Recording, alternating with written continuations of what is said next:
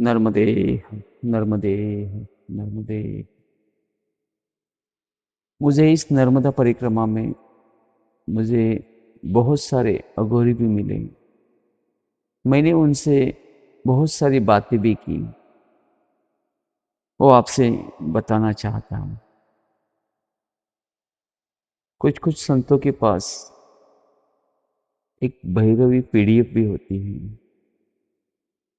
मुझे उसका प्रयोग मेरी यात्रा में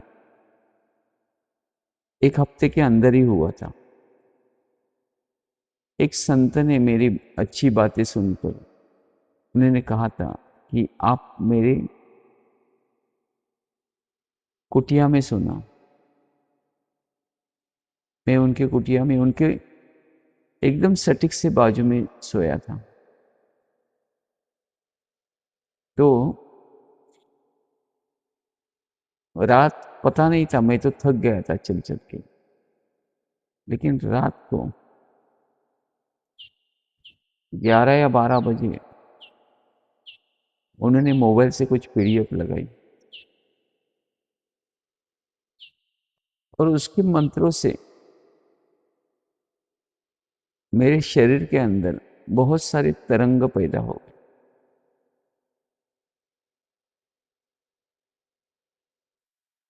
मैं शांत से था। मुझे थोड़ी सी हल्की सी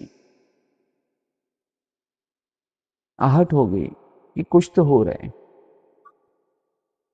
तो उस टाइम में सोया नहीं, मैं जगा था। लेकिन उनको बोल भी नहीं सकता था ये क्या चल रहा है। दूसरे दिन उन्होंने मुझे बोला कि आप सोते नहीं। मैं बोला हम परमार्थिक लोग हैं, कुछ ऐसी चीजें होती है तो नींद कहाँ लगती है। लेकिन मेरा तो शरीर सोया था। तो उन्होंने मुझे एक माला गिफ्ट की और वृंदावन के संत थे। बोली कभी भी वृंदावन आ जाना। और ठीक है। उसके बाद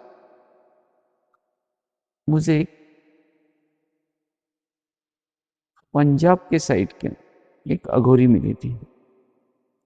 कृष्ण भक्त थे, बहुत प्यारे थे, भजन भी बहुत अच्छे गाते थे। मुझे उनका भजन बहुत प्यारा लगता था। उनको ऐसे देखना था उस यात्रा में कि मुझे कृष्ण मेरे सामने हो, जैसे आप हो वैसे वैसे ही जीवन चाहिए था उनको।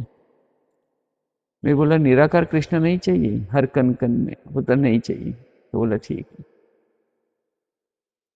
तो उनका परिचय मुझे उस समय हुआ था कि हमारे साथ एक बुढ़ी औरत चल रही थी। वो अच्छी माँ जी थी।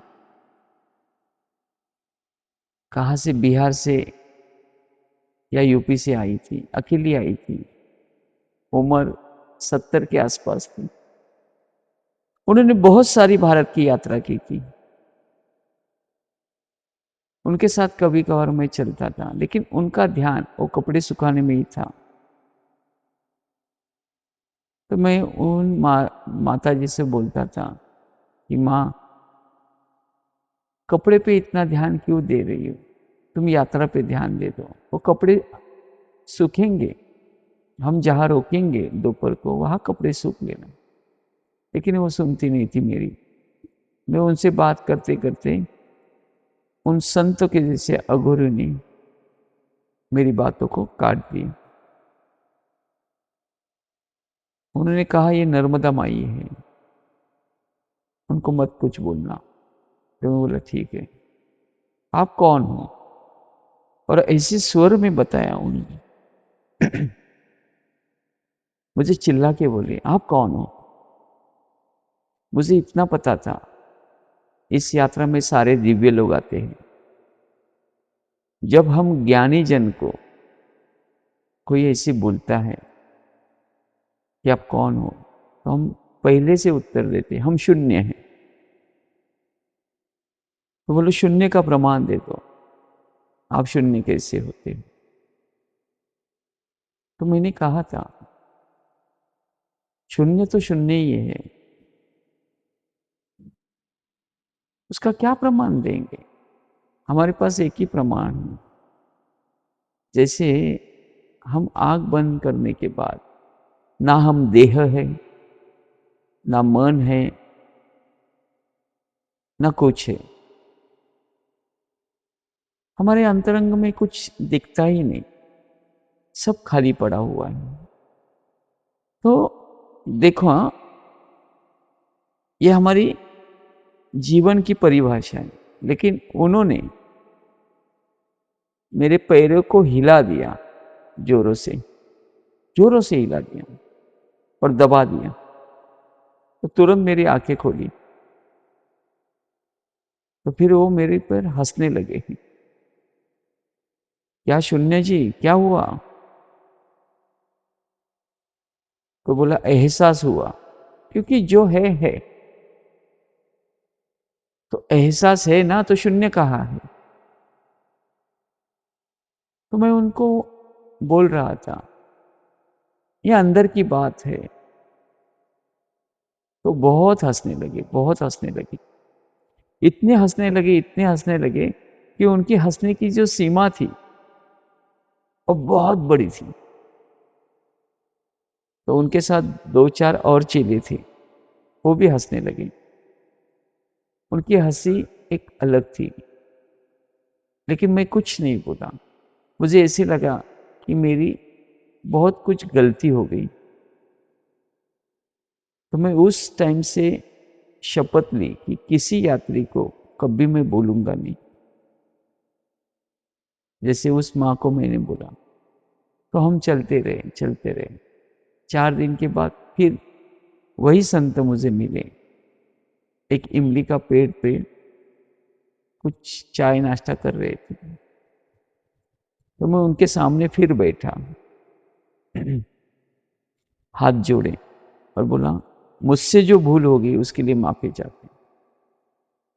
वो कुछ नहीं बोले मुझसे। तो मैं शांत स्वर से फिर बोला कि मुझे माफी चाहिए, और मैंने आंख बंद करके वही बैठ गया।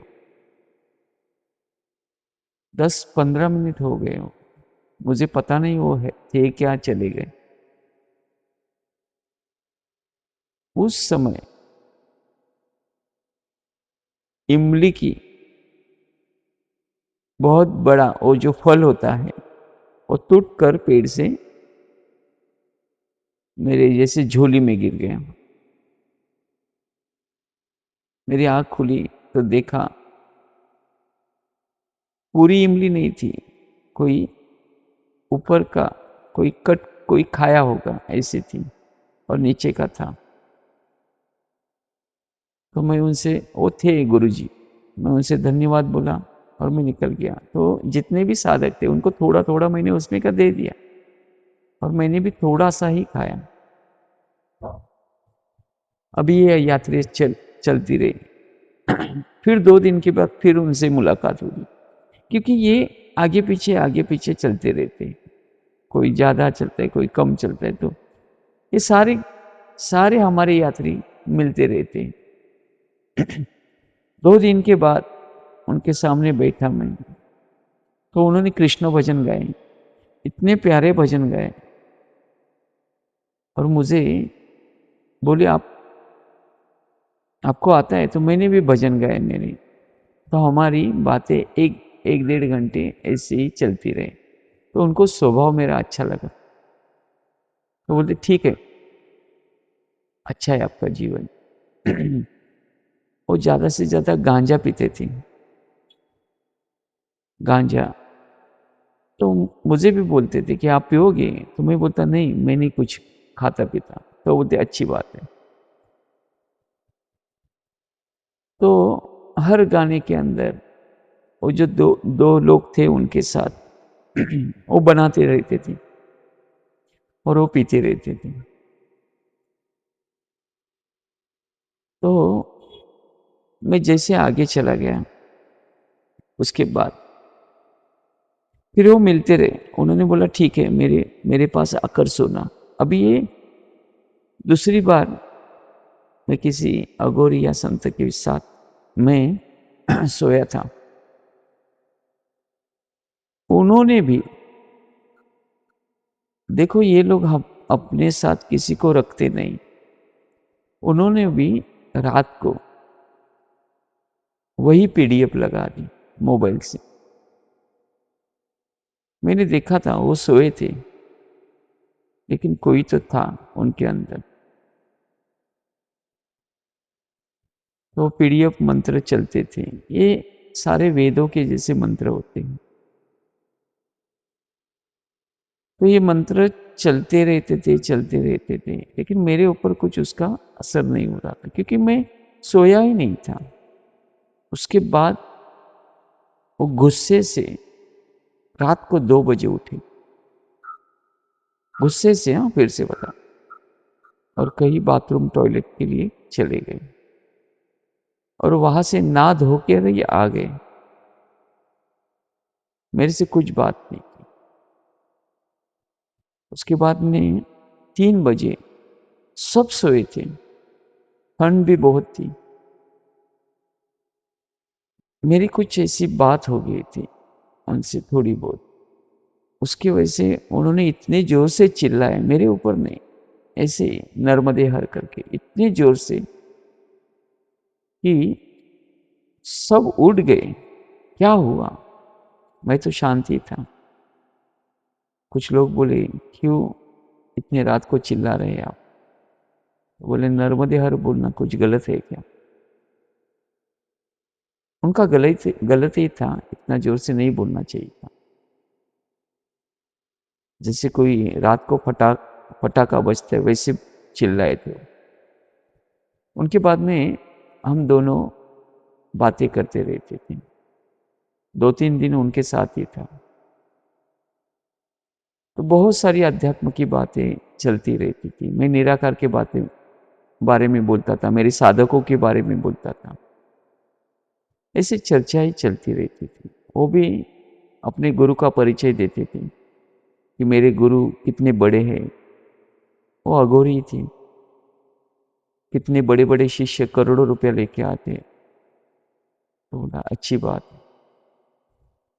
तो उनका जीवन का सारा परिचय भी मैं ले रहा था कि कौन सी वजह से ये लोग उस अवस्था में चले जाते हैं। तो मैं उनको यही बोलता था कि भगवान मिलने के बाद जीवन अलग होता है, लेकिन उनको कृष्ण वैसे ही चाहिए था, जैसे आदमी के जैसा सामने। वो मेरी हर बातें सुने, वो मेरे साथ खाना खा ले, ऐसे ही था उनका जीवन। दूसरा उनको कुछ नहीं चाहिए था, निराकार वगैरह। तो एक दिन उन्होंने बोला मुझसे कि राजेश, आज मैं आपको रात के वक्त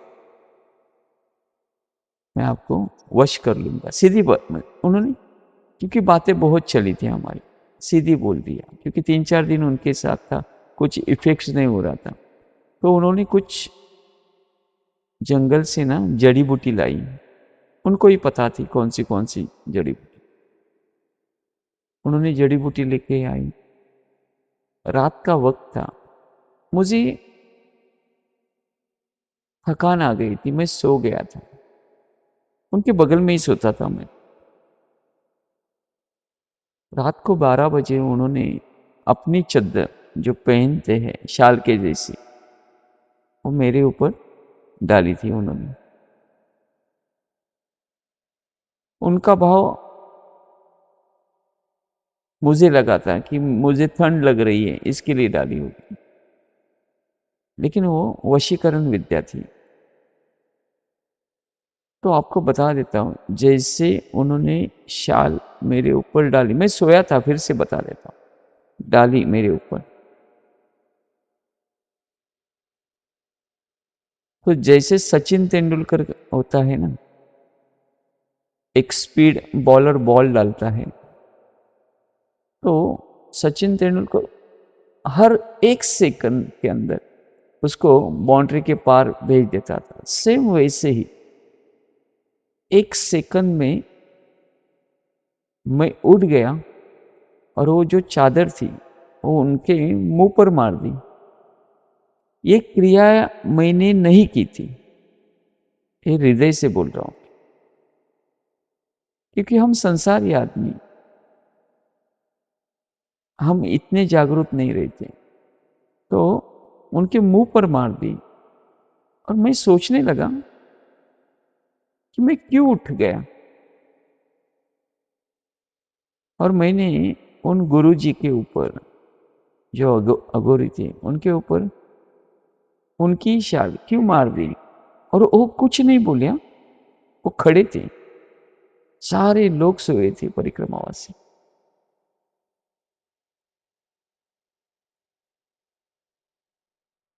और मैं उनके आंखों में गुस्से से देख रहा था, बहुत गुस्से से। मैं बोल रहा हूं उनके पास मैं गुस्से से क्यों देख रहा हूं, मुझे पता नहीं था। फिर वो सो गए, फिर मैं भी सो गया, लेकिन वो सोया नहीं था। उस दिन से उस दिन से आगे की जितनी भी यात्रा थी, मैं सोता था वो गुब्बारे के जैसा। जैसे गुब्बारा कैसे सोता है कि उसके अंदर एक खालीपन होता है, उसकी चमड़ी भले सोएगी, वैसे ही मेरा शरीर सोता था, मैं अंदर से जागते रहता था। ये पूरी यात्रा में मैंने कम से कम 2-2.5 महीना मैंने ये देखा है कि मुझे उसके बाद में कभी नींद नहीं आई। लेकिन सुबह उठने के बाद मुझे ये पता चला कि मैं उन गुरुजी के ऊपर गुस्सा क्यों किया। वो कुछ बोले नहीं मुझसे, बात भी नहीं कर रहे थे मुझसे। तो मैं उनसे माफी मांगा कि जो कल रात का हुआ पता नहीं मुझे क्या। उन्होंने भी कुछ बोला नहीं, तो हमारी बातें चलती रही। फिर उन्होंने मुझसे गुस्सा किया, मैं उनसे हाथ जोड़ के मैं आगे निकल गया। इतना निकल गया आगे, बहुत ही आगे निकल गया। उसके बाद बराबर 15 दिन के बाद वो मुझे फिर से मिले। मिलने के बाद वो इतने रोए, इतने रोए, बहुत रोए। हाँ, बहुत रोए। और मुझे गले लगा के बोल रहे थे, तू कहाँ चला गया था, मैंने कितना ढूंढा तुमको। ये बहुत प्यार से मुझे फल भी लेके आए थे, वो दे दिए खाने के लिए। और पूरे भक्तिमय थे, पूरे भक्तिमय थे, बहुत बहुत भक्तिमय थे। मैं उनकी भक्ति देख के मेरे आंखों में आंसू आ गए, इतने भक्तिमय। नर्मदे हर।